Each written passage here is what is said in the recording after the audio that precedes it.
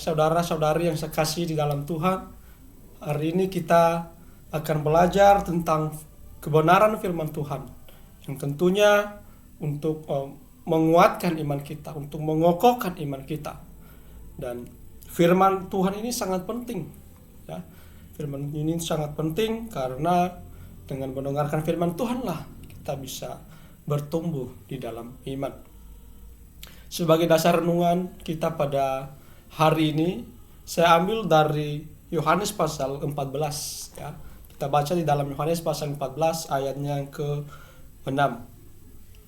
Yohanes pasal 14 ayat 6.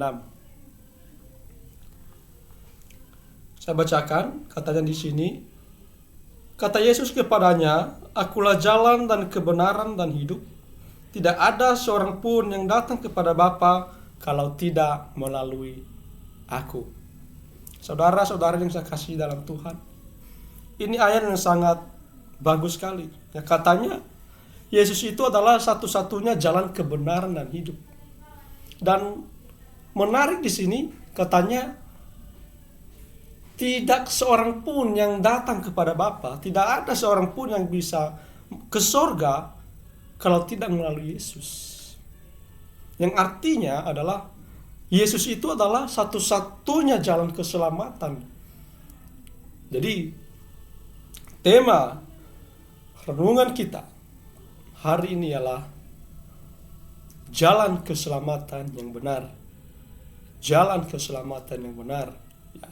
Saudara-saudari dalam Tuhan, banyak berbagai hal yang membuat manusia untuk masuk, membuat manusia pengen masuk ke surga. Namun kita tahu manusia tidak bisa masuk ke surga karena ada halangannya, ada yang menahannya. Apa itu? Yaitu dosa. Dosa, saudara dalam Tuhan. Dan dosa ini adalah satu-satunya yang menghambat kita untuk ke surga. Lalu bagaimana dengan menyelesaikan dosa ini? Dosa ini kan penghambat kita. Saudara-saudari yang saya kasihi di dalam Tuhan, waktu Adam jatuh ke dalam dosa, Tuhan memberikan janji kepadanya, yaitu untuk mengirimkan sang juru selamat. Mengirimkan sang juru selamat. Dan Adam dan Hawa harus percaya dengan janji Tuhan kepada mereka. Dan sebagai tanda bahwa mereka mempercayai janji Tuhan, mereka harus melaksanakan persembahan domba sebagai tanda penghapusan dosa. Dan ini sering disebut sebagai ibadah yang simbolik, ya. Mereka harus melaksanakan ini.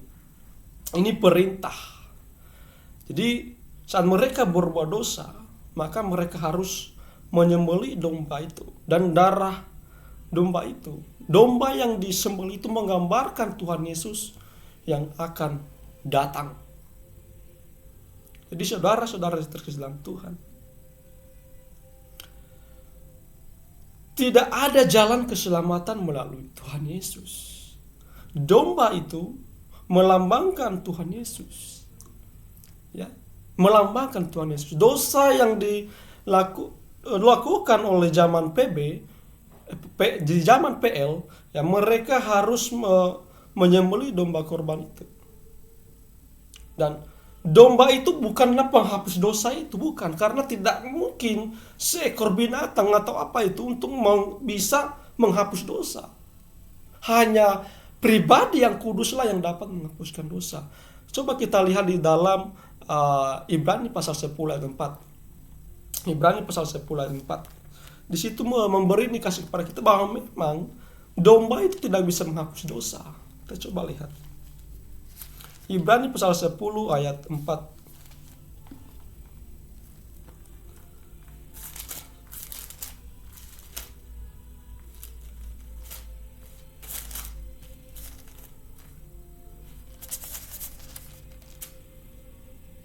Ya. Katanya di sini diperhatikan, sebab tidak mungkin darah lembu jantan atau darah domba jantan menghapus dosa. Jadi saudara-saudara tersilam Tuhan, Domba itu tidak bisa menghapus dosa, saudara sekalian. Tidak bisa.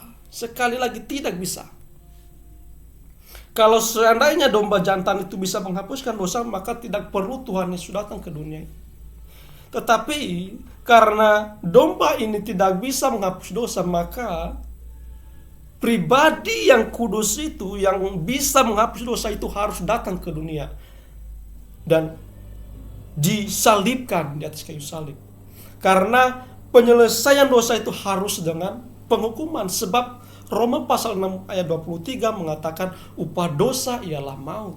Upah dosa ialah maut. Jadi harus dihukum. Jadi Yesus dihukum di atas kayu salib sama halnya waktu domba itu disembelih oleh orang-orang PL. Disembelih dan darahnya keluar, tertumpah gitu sebagai pengganti mereka.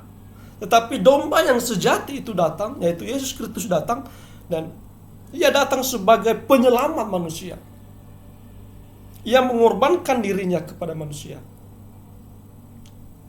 Yang sebenarnya yang dihukumkan itu adalah manusia, saudara dalam Tuhan. Manusia. Tetapi karena Tuhan yang Maha Kasih tidak mau manusia dibinasakan, Ia mau menyelamatkan manusia itu, sehingga Ia mengorbankan dirinya. Ia dihukum karena dosa manusia. Ia menggantikan kita, saudara-saudara Tuhan. Yang seharusnya kita yang dihukum, kita yang salah, Tuhan menggantikan kita. Padahal Dia tidak ada salah apa-apa. Dia tidak ada salah apa-apa. Jadi saudara-saudara yang terkasih dalam Tuhan, hanya dengan darah Yesuslah kita dapat disucikan, dikuduskan. Hanya dengan darah Yesuslah kita bisa ke surga, bisa bertemu kepada Bapa di surga, hanya melalui Yesus. Kita coba baca di dalam Ibrani pasal 9 ayat 14 sebagai perbandingan dari Ibrani pasal 10 ayat 4 tadi. Ibrani pasal 9 ayat 14.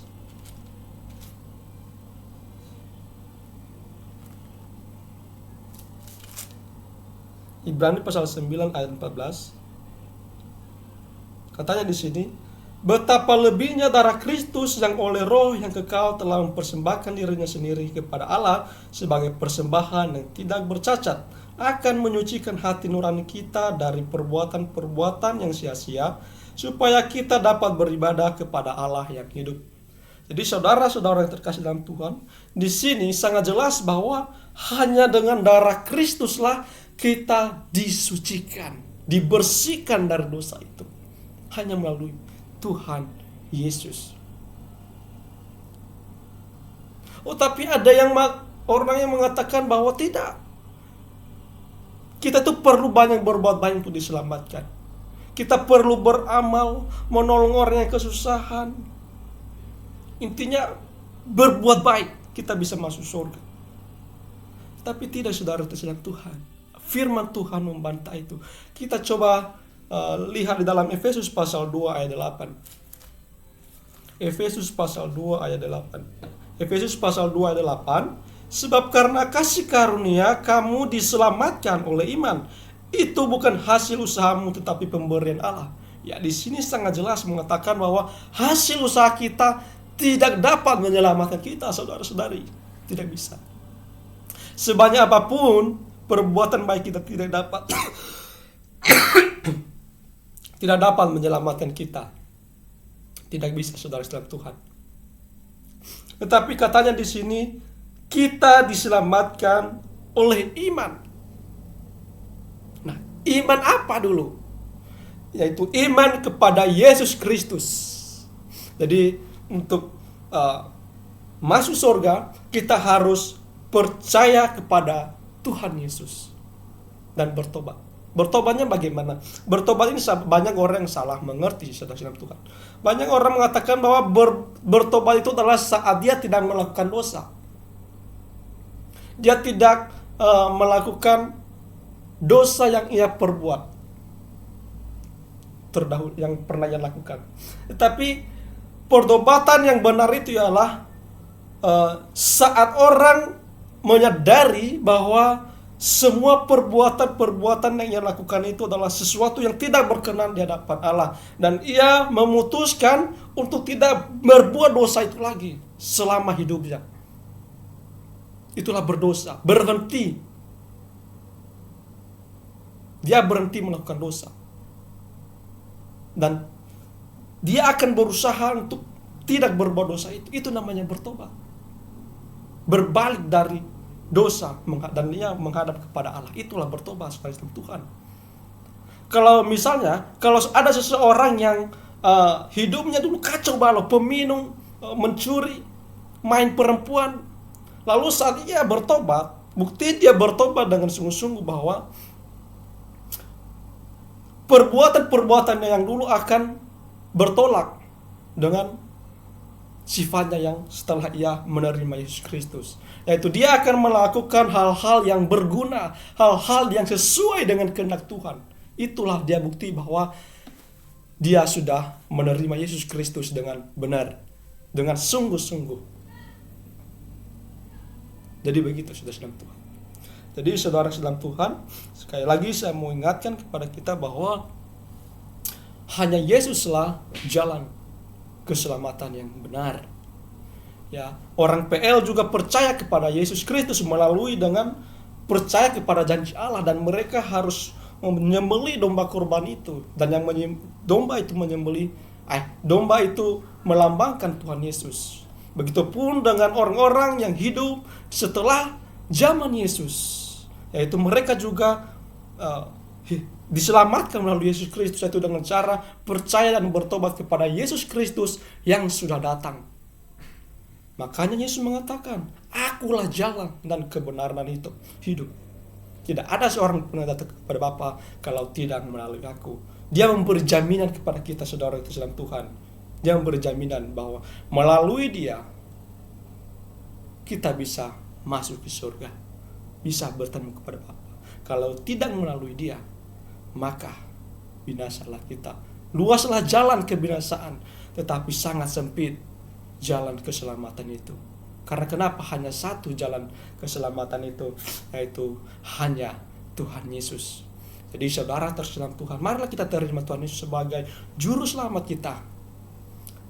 Kita terima bahwa dia adalah Tuhan yang pernah datang menjelma menjadi manusia.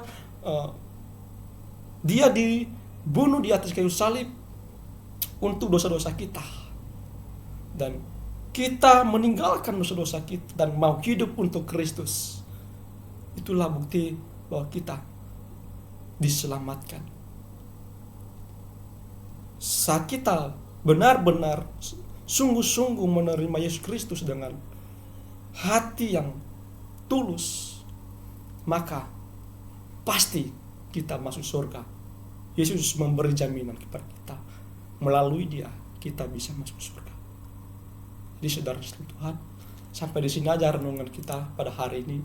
Semoga firman Tuhan yang saya bagikan pada hari ini sesuai dengan kebenaran firman, sesuai dengan kehendak Tuhan, dan menjadi berkat bagi kehidupan kita masing-masing. Maranatha.